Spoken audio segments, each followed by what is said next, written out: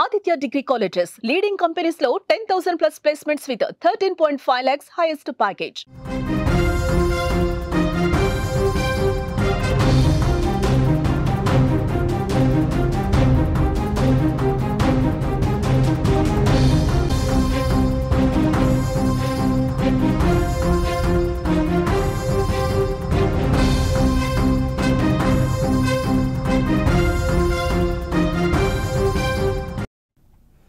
Breaking news చూస్తున్నాం. కర్ణాటకలో దారుణం చోటు చేసుకుంది. తమ్ముడిని అక్క చంపేసింది. సోదరుడికి సోకిన వ్యాధే ఈ హత్యకు కారణంగా తెలుస్తోంది. ఆ వ్యాధి బయటకు తెలిస్తే పరువు పోతుందని హత్య చేసింది.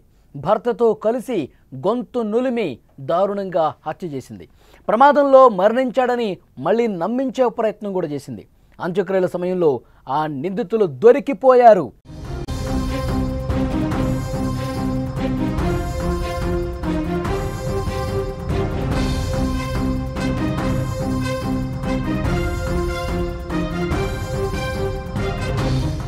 కర్ణాటకలోని చిత్రదుర్గ జిల్లాలో అక్క రాసిన మరణ శాసనం కలకలం రేపుతోంది.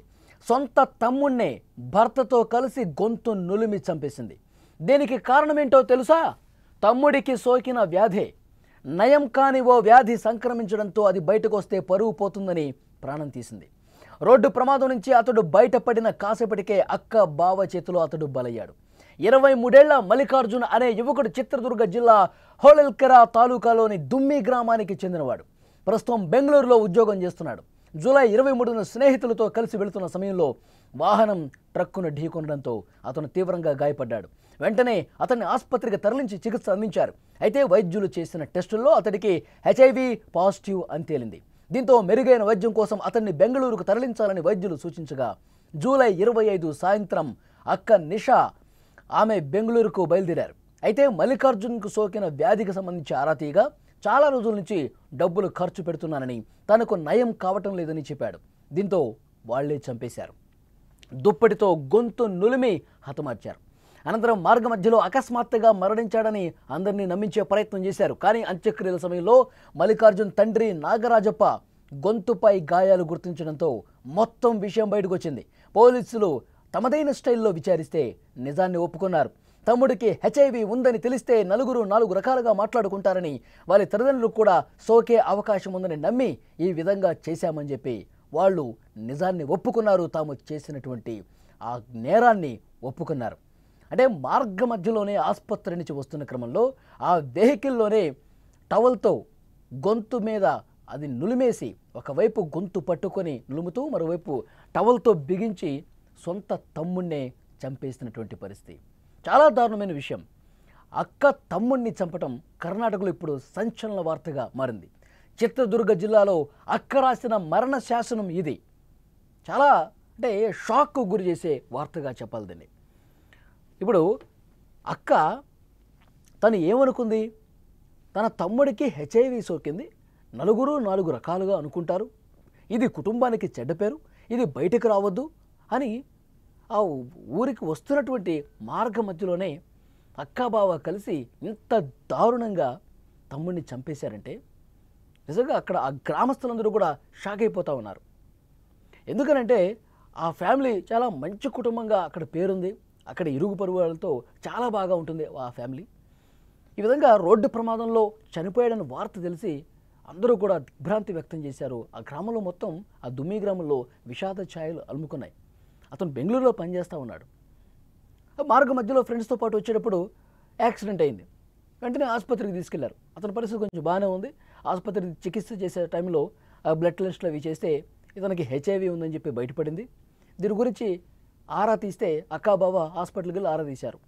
అతను బోరున విలపించాడు. నాకు ఈ సమస్య ఉంది, ఈ వ్యాధి ఉంది, చాలా రోజుల నుంచి నేను చికిత్స తీసుకుంటా ఉన్నా, మందులు తీసుకుంటా ఉన్నా, కొన్ని అప్పులు కూడా చేశాను నేను, కానీ ఎంతకీ ఈ వ్యాధి నయం కావట్లేదని చెప్పి బోరున అక్క దగ్గర తన బాధను చెప్పుకొని వెళగక్కున్నాడు.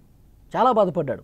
ఇక నాకు బతకాలని లేదు, నాకు ఈ వ్యాధి ఉంది అన్నప్పటి నుంచి కూడా, ఈ వ్యాధి బయటపడినప్పటి నుంచి కూడా చాలా చాలా అంటే చాలా మనసు అసలు ఏం బాగుంటలేదు. ఒకవైపు నేను మెడిసిన్స్ వాడుతున్నప్పటికీ తగ్గట్లేదు, రోజు రోజుకి నా ఆరోగ్యం క్షీణిస్తూ ఉంది అని చెప్పి అతను అక్క దగ్గర చెప్పుకొని తన బాధను వెళ్ళగక్కాడు.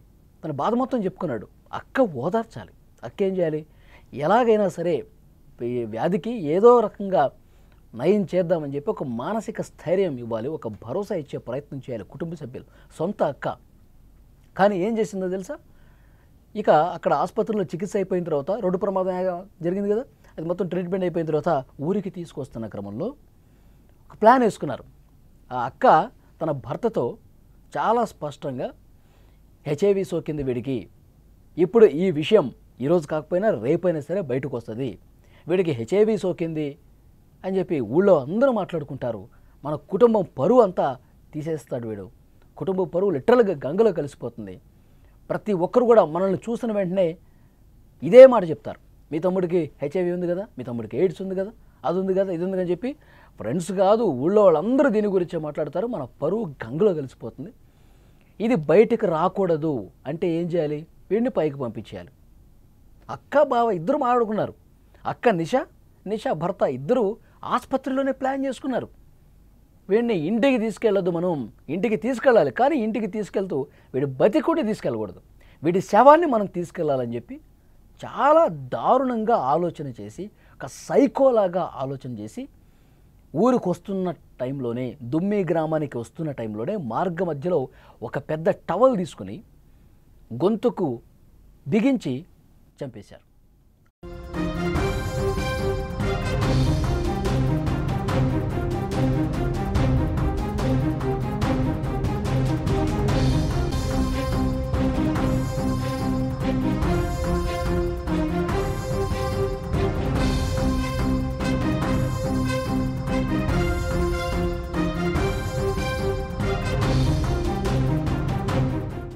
మార్గ మధ్యలోనే చంపేసి తమ్ముడిని ఊరికి తీసుకొచ్చారు, ఇంటికి తీసుకొచ్చి ఇక అంత్యక్రియలకి ఏర్పాట్లు చేశారు.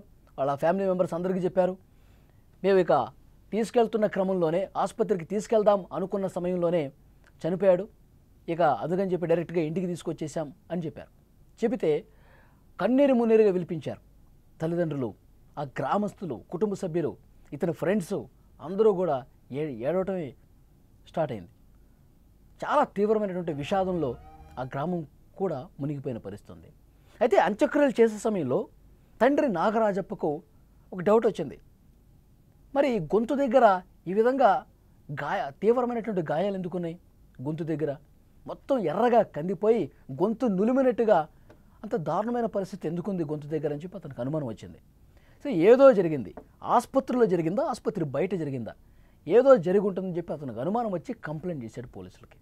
పోలీసులు వచ్చి గట్టిగా నిలదీస్తే ఏం జరిగిందో అని చెప్పి వాళ్ళ స్టైల్లో పోలీసులు విచారిస్తే, ఎందుకంటే ఆసుపత్రి దగ్గరికి తర్వాత బయటికి తీసుకురావటం అంతా అక్కబావే ఉన్నారు, ఏం జరిగిందని చెప్పి వాళ్ళ స్టైల్లో క్వశ్చన్ చేస్తే అప్పుడు విషయం మొత్తం చెప్పారు. మేమే చంపేశాం, కుటుంబ పరువు ఎక్కడ పోద్దో, ఇతనికి వచ్చినటువంటి ఈ హెచ్ఐవి విషయం ఎక్కడ బయటకు వస్తుందో అని చెప్పి భావించి మేమే పరువు కోసం తమ్ముడిని చంపేశామని చెప్పి అక్క చాలా స్పష్టంగా పోలీసుల ముందు ఒప్పుకుంది.